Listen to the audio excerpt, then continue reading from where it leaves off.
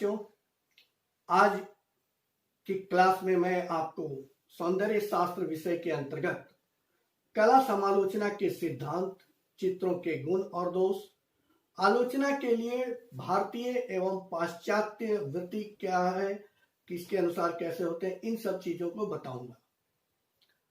कला समालोचना के सिद्धांत के तौर पर यदि हम देखते हैं तो किसी भी कलाकृति की आलोचना के दो पक्ष माने गए हैं। ये दो पक्ष हैं, जिसमें पहला पक्ष है दार्शनिक पक्ष और दूसरा पक्ष है भौतिकवादी या व्यवहारिक पक्ष। भौतिकवादी या व्यवहारिक पक्ष पे हमारे अंग्रेज विद्वान हर्बर्ट रीड ने विचार व्यक्त किया है। आप हर्बर्ट रीड की book concise history of modern art को पढ़कर उनके विचारों के विषय में जान सकते हैं। पहला जो पक्ष है दार्शनिक पक्ष, इसके अंतर्गत में चार मुख्य भेद हैं। पहला है मोरल अप्रोच। मोरल अप्रोच जिसे नैतिक या आदर्शवादी पक्ष भी कहते हैं, इसके विषय में क्लासिकल युग में सुकरात, अरिस्टोटल, प्लेटो आदि दार्शनिकों ने विचार व्यक्त किया है। दूसरा अप्रोच है फॉर्मल अप्रोच। फॉर्मल अप्रोच यानी बाह्य सौंदर्य पक्ष। जर्मन चिंतकों कांट, हिगेल आदि लोगों ने इस दृष्टि से कला समालोचना की विचार प्रस्तुत किए। साइकोलॉजिकल अप्रोच तीसरा है, मनोवैज्ञानिक पक्ष। इसके अंतर्गत में फ्रायड, सिगमंड फ्रायड का नाम जो मनोवैज्ञानिक हुए, उनका नाम आप ले सकते हैं, क्रोचे, बेनेदेत्तो, जिन्होंने अभिव्यंजनावाद के लिए तर्क के नकारते हुए अपने विचार दिया और किसी भी अभिव्यक्ति में सहज वृत्ति को मूल माना है। तो साइकोलॉजिकल अप्रोच के अंतर्गत में हम इन विचारों को रखते हैं।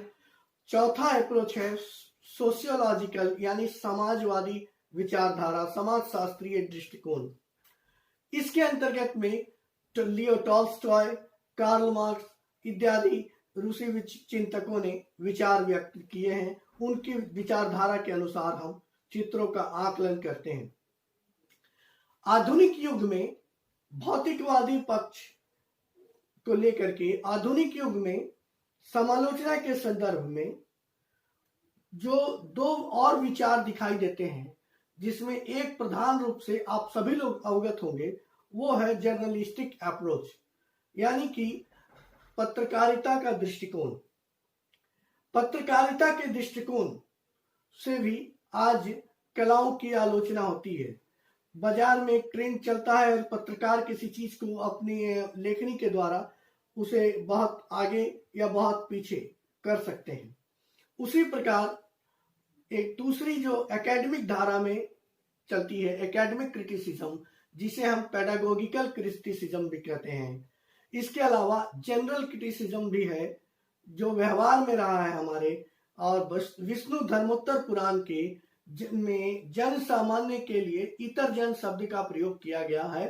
यही इतर जन जो रंगों की प्रशंसा करते हैं, चित्रों के आलोचना के संदर्भ में अपने विचार व्यक्त करते हैं, यह सामान्य क्रिटिसिज्म हुआ।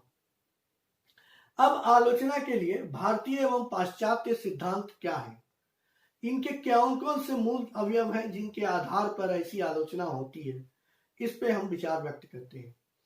पाश्चात्य देशों में या पाश्चात्य वृत्ति के अनुसार दृश्य कला के मूल तत्व यानी fundamental element of visual arts तथा प्रिंसिपल ऑफ कंपोजिशन यानी संयोजन के सिद्धांत के आधार पर कला आलोचना करते हैं। चित्र के गुण दोष भी इन्हीं आधार पे देखा जाता है। दृश्य कला के मूल तत्व कौन है? निसंदेह आप पढ़े होंगे, line, form, colour, tone, texture, space आदि, ये सब दृश्य कला के मूल तत्व माने जाते हैं, फंडामेंटल एलिमेंट माने जाते हैं। इन पे मेरी वीडियो अलग से आएगी जो आप देखेंगे। संयोजन के सिद्धांत के अंतर्गत unity, harmony, balance, dominance, rhythm, proportion, perspective, techniques इत्यादि आते हैं। इनके आधार पर भी हम कृतियों का आकलन करते हैं, कृतियों की गुण और दोष को देखते हैं। एकेडमिक दृष्टिकोण में भी क्रमशः ये सब चीजें समाहित रहती है, जो प्रिंसिपल ऑफ कंपोजिशन और फंडामेंटल एलिमेंट की बात हम कर रहे हैं, तो एकेडमिक जो क्रिटिसिज्म है उसके अंतर्गत भी हम इन चीजों को देख के आधार पे आकलन करते हैं। भारतीय दृष्टिकोण में भी इसके समानांतर ही दृश्य कला के क्षेत्र में चित्रों के गुण और दोष को ध्यान में देने के लिए हमारे शास्त्रीय ग्रंथों में अनेक प्रमाण मिलते हैं। सबसे प्राचीन ग्रंथ जो अप्रमाणिक ग्रंथ माना जाता है विष्णु धर्मोत्तर पुराण का चित्रसूत्र। चित्रसूत्र के अध्याय 41 के 9, 10 और 11 में चित्र के गुण बताए गए हैं, जो संभवतः आप लोग ग्रेजुएशन में भी पढ़े होंगे, लेकिन फिर से मैं आपको बता रहा हूं। श्लोक संख्या 9 के अंतर्गत कहा गया है, स्थान प्रतमान भूलंबो मधुर त्वम विभक्तता। स्थान प्रमाण भूलंबो मधुर त्वम विभक्तता सादृश्यम क्षय वृद्धि च गुणश्चित्रस्य कीर्तिता। यानी ये चित्र के 8 गुण बताए गए हैं। स्थान प्रमाण भूलंब मधुरत्वम विभक्तता सादृश्य क्षय वृद्धि, ये चित्र के 8 गुण बताए गए हैं। श्लोक संख्या 10 में रेखा च वर्तना चैव भूषणम वर्णमेव च विज्ञया मनुज श्रेष्ठम चित्रकर्मेषु भूषणम। यानी रेखा और वर्तना, रेखा कितने प्रकार के होते हैं? रेखा हमेशा लालित्य को बढ़ाती है, दुर्बल रेखा चित्र के क्वालिटी को घटाती है। वर्तना 3 प्रकार के बताए गए, बिंदु वर्तना, हरिक वर्तना, रैखिक वर्तना। वर्तना का अर्थ छाया प्रकाश होता है।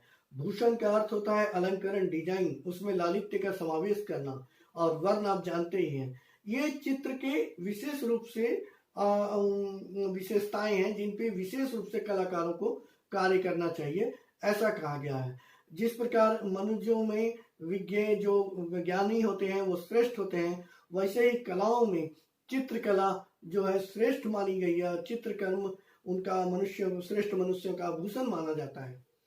श्लोक संख्या 11 में कहा गया है, रेखाम प्रशंसन्त्याचार्या वर्तना च विचक्षणा स्त्रियो भूषणम इच्छन्ति वर्णाढ्यम इतरे जना। अर्थात रेखाओं की प्रशंसा आचार्य करते हैं, वर्तना यानी छाया प्रकाश शेडिंग की प्रशंसा विचक्षण यानी गुणी जन करते हैं। स्त्रियां भूषणम इच्छन्ति आभूषणों की प्रशंसा। इट मीन्स चित्र में आभूषण यदि नहीं हो, कोई एब्स्ट्रैक्ट पेंटिंग हो, तो उसमें क्या, उसमें जो डिजाइन एलिमेंट होते हैं, जो बारीकी से आपने डिटेलिंग की हुई होती है, उसकी प्रशंसा स्त्रियां करती है। और वर्णाढ्यम जो रंग आपने लगाए हैं उसकी प्रशंसा साधारण जन, सामान्य जन लोग करते हैं। तो ये चित्र के कैसे प्रशंसा करने की चीजें हैं वो बताई गई है। अभी तक जो श्लोक मैंने बताए हैं उनमें से जो कठिन शब्द हैं उनके मैं अर्थ भी आपको बता दूं, क्योंकि इनके ऊपर भी प्रश्न आते हैं एक एक नंबर में, नेट वगैरह में खास तौर से। तो आप कहते हैं इतना गहराई से प्रश्न पूछा गया, पढ़े नहीं, तो उसके ऊपर मैं बताता हूँ।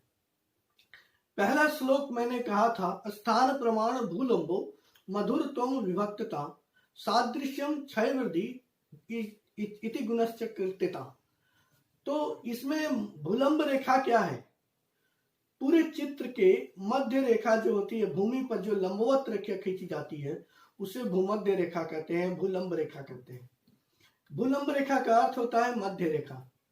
इसी प्रकार पक्षसूत्र रेखा का अर्थ होता है साइड लाइन। अब मधुरत्वम, माधुर्य, चित्रों में मधुरता है कि नहीं, लावण्यता है कि नहीं, इसके लिए मधुरत्वम प्रतिनिधि शब्द के रूप में उपयोग किया गया है। विभक्तता मतलब डिवीजन, जो स्पेस की डिवीजन आप करते हैं, स्थान की जो डिवीजन करते हैं, वो माप के अनुसार रूप का स्पष्ट चित्र प्रमाणिक रूप से है कि नहीं, इस पे हम बात करते हैं। विभक्तता यदि स्पष्ट नहीं होती है तो चित्र में विभक्ति दोष उत्पन्न होता है।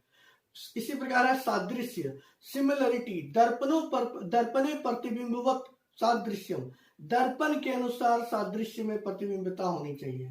पोर्ट्रेट के लिए, कंपोजिशन के लिए सादृश्य कल्पना के अनुसार होते हैं।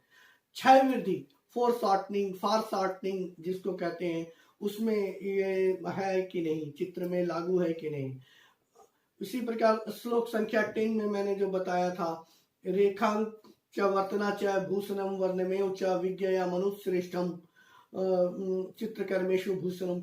तो उसमें रेखा कलाकार की पहली पहचान होती है। नंदलाल बोस जी का नाम आपने सुना होगा, रेखा के लिए वो मास्टरी होते हैं। भारतीय कला रेखा प्रधान रही है। अजंता के चित्र रेखाओं के कारण इतने अधिक प्रसिद्ध रहे हैं।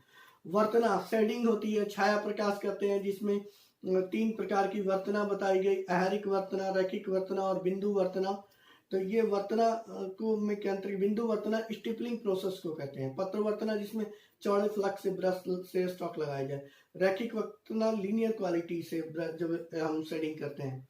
भूषण का अर्थ अलंकरण मैंने बताया ही, लावण्यता देना, जैसे स्त्रियों के सिर पे स्त्रियों का आभूषण एक लज्जा होती है।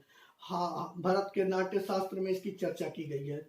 तो चित्र में अलग अलग भाव को सुव्यवस्थित रूप से व्यक्त करना ही भूषण के अंतर्गत में आता है।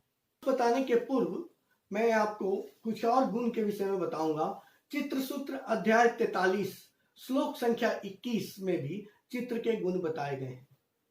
लसतीव च भूलंबो विव्यतीव तथा नृपा, हसतीव च माधुर्यम सजीव इव दृश्यते। यानी चित्र में सजीवता होनी चाहिए। सादृश्य का प्रकरण के विषय में भी कहा गया है। अध्याय 42 के श्लोक संख्या 48 में चित्र सूत्रकार ने कहा है, चित्रे सादृश्य करणम प्रधान प्रकृतितम। यानी चित्र में सादृश्य को उत्पन्न करना ही प्रधान विशेषता है चित्र की, उसका गुण माना गया है। तो इसी प्रकार श्लोक संख्या 22 की एक पंक्ति है, सश्वास इव यत चित्रम तच्चित्रम शुभ लक्षणम। जो चित्र में जीवन का आभास हो, चेतना का आभास हो, वह चित्र शुभ लक्षणों से युक्त होता है, शुभ लक्षण देने वाला होता है। इसी प्रकार कालिदास रचित मालविका अग्निमित्रम में चित्रकार मालविका का चित्र बना रहा है। अध्याय 2 श्लोक संख्या 2 में शिथिले समाधि शब्द का प्रयोग है। चित्र बनाते वक्त चित्रकार मालविका के सौंदर्य से चंचल चित हो जाता है और इससे उसके चित्र में दोष आ जाते हैं। महाकवि भास ने दूत वाक्यम नाटक लिखा। यह महाभारत पर आधारित नाटक है, जिसके 7वें अंक में वर्णित प्रसंग है, जिसमें दुर्योधन दूत रूपी श्री कृष्ण के सामने अपनी सेविका को चित्र लाने का आदेश देता है और उस चित्र का विषय द्रौपदी केशकर्षण होता है। यह चित्रपट उस समय दुर्योधन मंगवाता है जब श्री कृष्ण संधि प्रस्ताव लेकर दुर्योधन के पास गए थे। दुर्योधन उस चित्र को देखकर कहता है, अहो अस्य दर्शनीयम चित्रपटा, अहो अस्य वर्णाढ्यता, अहो भावोत्पन्नता, अहो युक्त लिखिता, अहो भावोत्पन्नता, अहो युक्त लिखिता। ये इस प्रकार वो सुव्यक्तम अलिखितोयम चित्रपटा प्रीत्योयस्मि कहकर हंसने लगता है, प्रसन्न होता है। तब श्री कृष्ण इस चित्र की आलोचना करते हुए कहते हैं कि इस चित्र का विषय चूंकि घृणित है, विषय अच्छा नहीं होने से यह चित्र कभी प्रशंसित नहीं हो सकता।